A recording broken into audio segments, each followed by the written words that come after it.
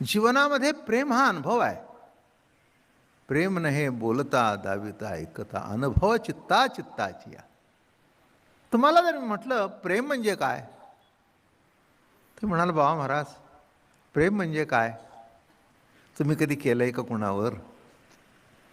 केला असेल तर हा प्रश्न विचारणार नाही, तुम्हाला आपोआप कळेल प्रेम म्हणजे काय. हे बघा, वासना म्हणजे प्रेम नव्हे, देहाचं आकर्षण म्हणजे प्रेम नव्हे, हृदय एक हृदय दुसऱ्या हृदयाशी एकरूप होणं नामे प्रेम. माझं म्हणणं कळलं का? शारीरिक आकर्षण हा भाग निराळा आहे बरं का.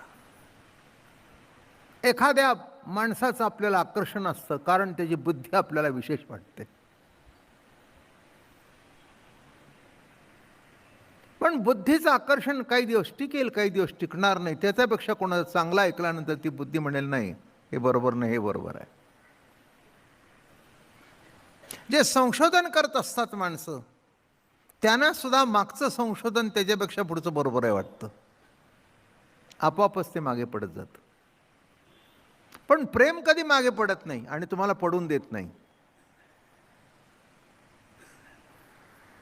भाव, प्रेम एकच शब्द.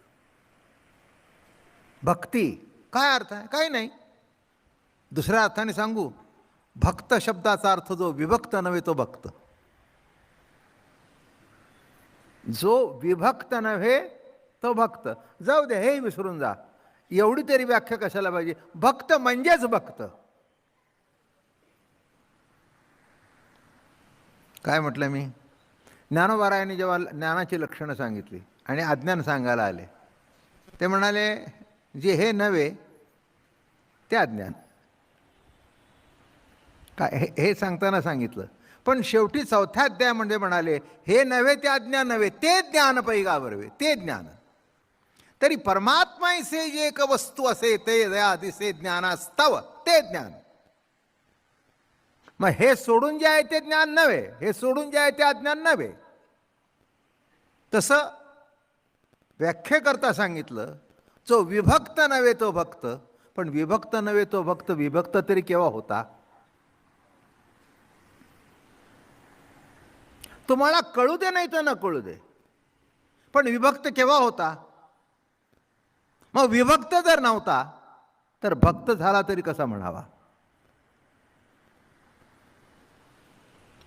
माझं बोलणं लक्षात घ्या. विभक्त असेल तर भक्त, विभक्तच नाही तर भक्त हा तरी कुठे आला? भक्त हे पैज सरे जरी ऐक्य आला. काय म्हणतात? भक्त हे सुद्धा संपून जातं ऐक्यात आल्यानंतर. ऐक्य प्रतीतीचा भोग सुरू झाला. ऐक्य म्हणजे प्रेम. ऐक्य म्हणजे दुसरा अर्थ काय? अहो, प्रेमातच ऐक्य होतं. नाही, ऐक्य कुठे होतं? प्रेमातच ऐक्य होतं.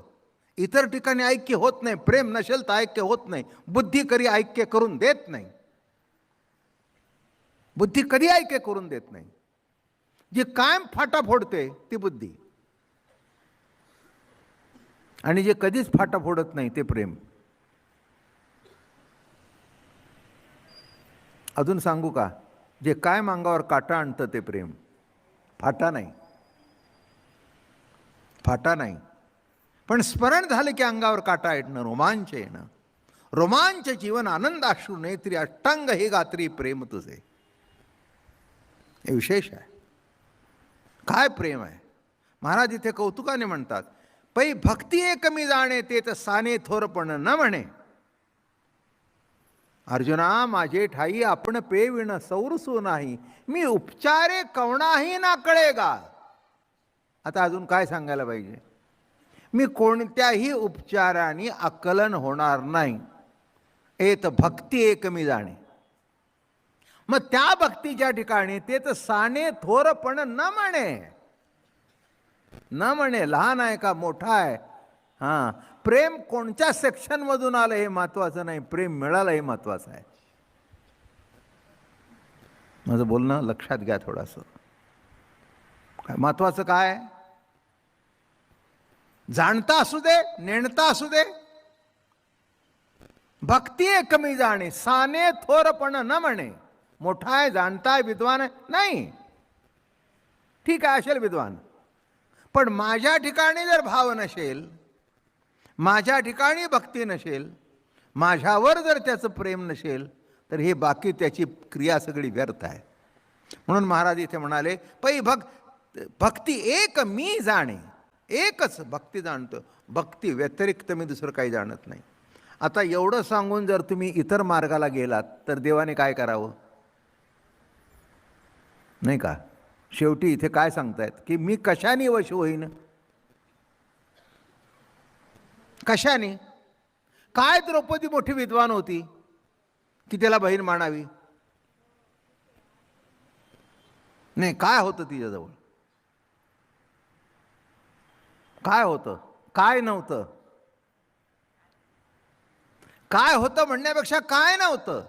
तिचा भाव, तिची भक्ती इतकी श्रेष्ठ होती